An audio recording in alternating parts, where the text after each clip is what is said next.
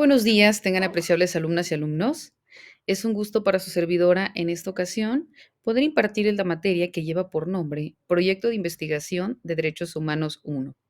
Es de vital importancia que nosotros identifiquemos y tomemos con claridad cada uno de los elementos que integran la elaboración y también la complementación con cada uno de estos puntos específicos que debe comprender un proyecto de investigación para que pueda ser viable, para que pueda ser validado y para que pueda tener este soporte y en base a ello poder cumplir con los requerimientos que se necesitan.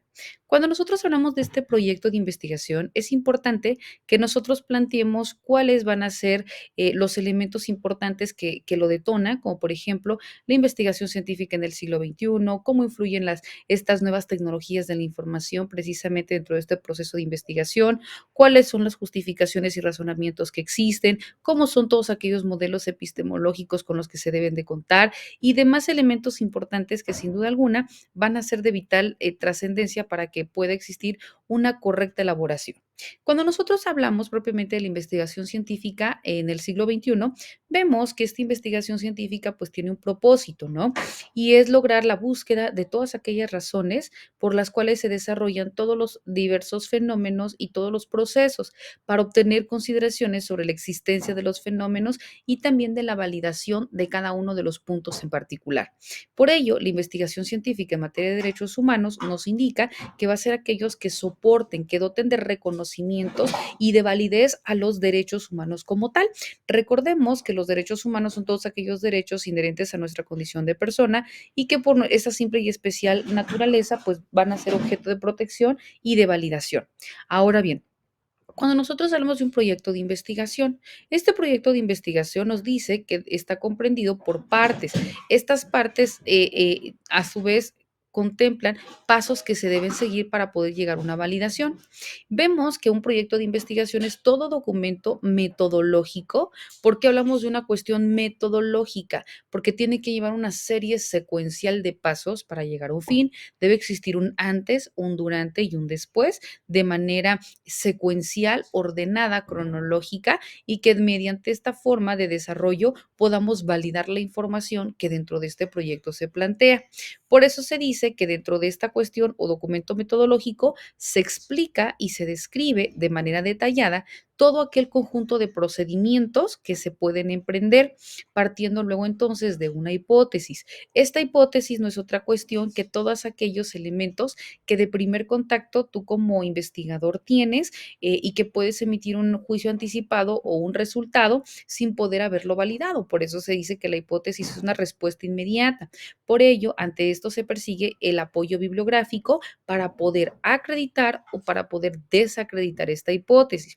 Dentro de esta, bueno, vemos que las hipótesis son aquellos que persiguen, como te comentaba, una forma de reconocimiento para que después de pasar por una validación llegue a una exploración y en un área específica del saber, como pueden ser en este caso una cuestión de las ciencias sociales, las ciencias humanísticas, etcétera, ¿no? Por ello se dice que se trata de un informe especializado y que es previo a la realización de los experimentos o las revisiones documentales.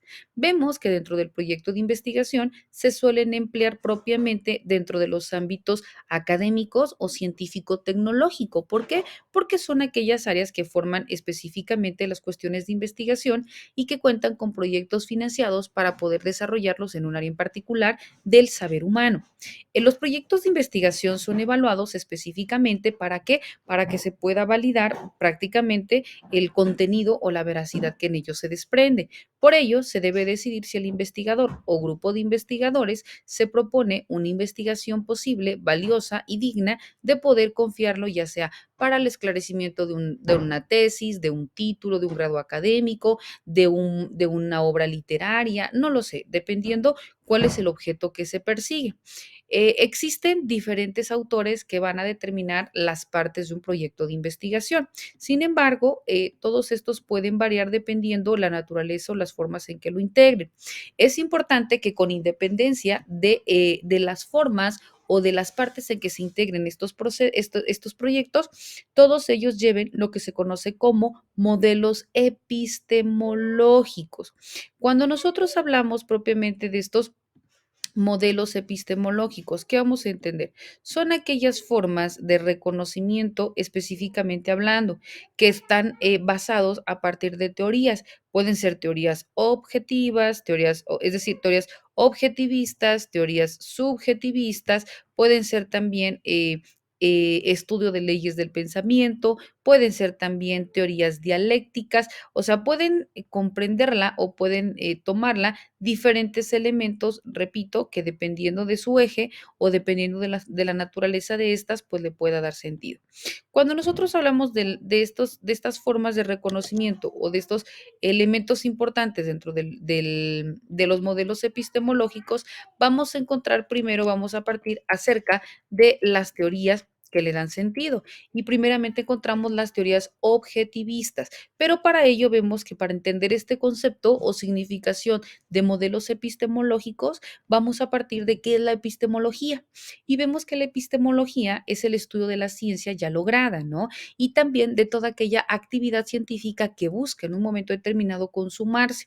Por ello, los modelos epistemológicos consisten en la ciencia, independientemente del medio, que intente explicar en los términos, ya sea términos como tal o teorías, más conocidos y sencillos, un nuevo fenómeno o una nueva teoría existir y que estos pues son los menos conocidos o los pocos conocidos.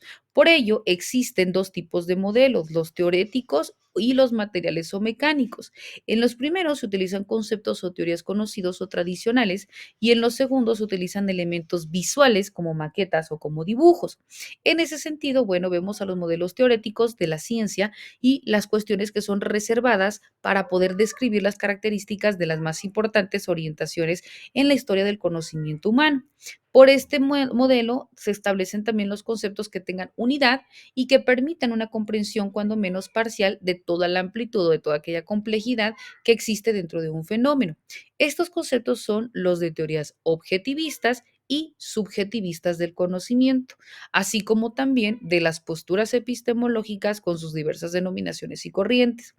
Cuando hablamos de las teorías objetivistas del conocimiento, vemos que estas sostienen específicamente que la realidad o la existencia de los objetos es independiente de la creencia o de las opiniones de los sujetos y por ello enfatizan en elementos exteriores al sujeto o bien indican que el conocimiento debe tener su base dentro de los hechos. En tanto que las teorías subjetivistas se pueden decir que reducen la realidad o la existencia de los objetos a la realidad de los estados o actos mentales del sujeto, o también enfatizan en los elementos interiores del sujeto o que subordinan la posibilidad o la calidad del conocimiento a los atributos intelectuales de la persona. La determinación y diferencia de los dos conceptos dentro de la teoría objetivista y subjetivista tienen limitaciones también. Nos se dice que ambos conceptos no necesariamente se excluyen entre sí y tienen elementos que pueden complementarse. Por ejemplo, el carácter subjetivista del conocimiento debe tener su base en los hechos y por ello es compatible con el carácter subjetivista en donde el conocimiento se subordina a los atributos intelectuales del sujeto. Los elementos interiores de cada concepto vemos que se pueden complementar entre sí, ¿no? Por ejemplo, el carácter objetivista sobre una realidad independiente de los objetos del conocimiento puede ser excluyente de una postura epistemológica basada en los hechos, pero que rechaza la existencia de aquellos que sí lo contemplan. Entonces vemos que unos pueden rechazar unas posturas de los otros o en su defecto los otros poder complementarse, pero que dentro del proceso de investigación o del proyecto de investigación científica es conforme vamos a ir validando qué hechos pueden ser científicamente validados, cuáles son los que van a tener un impacto, una incidencia dentro de nuestro proyecto de investigación y cuáles luego entonces nada más van a generar una confusión o una distracción en el lector y por tanto no van a ser o no van a versar sobre hechos reales para que no tengan el impacto deseado. Vemos, apreciables compañeros, alumnos, que estos y otros temas son los que de manera puntual vamos a estar desarrollando dentro de nuestras sesiones virtuales. Sean bienvenidos pues y les deseo el mayor de los éxitos. Hasta luego.